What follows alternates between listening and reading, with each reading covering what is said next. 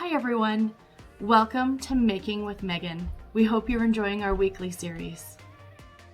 This block is called 2 by 2.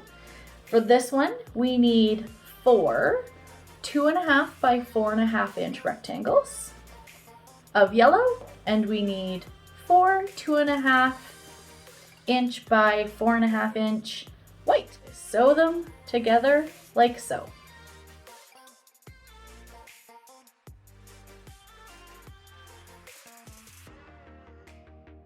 For our 2 by 2 block, we're going to take all of our rectangles that we've sewn together, and we're going to have all of the dark kind of in the middle. So this layout is super simple. There we go. It's as simple as that. See how simple that one looks? Now we're going to sew this one to this one, so here and here, and then sew them together.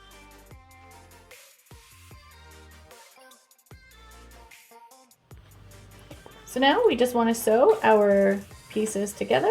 We're going to line up our nested seams in the center and just sew straight down.